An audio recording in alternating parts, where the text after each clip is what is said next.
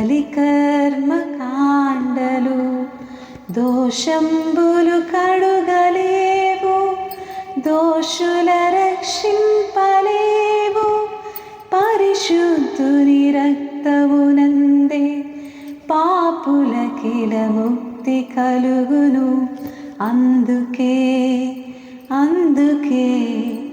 అరుణకాంతి కిరణమై కరుణ చూపు ధరణిపై నరుని రూపు దాల్చెను. పరమదేవ తనయుడు అదే క్రిస్మస్. Happy Christmas.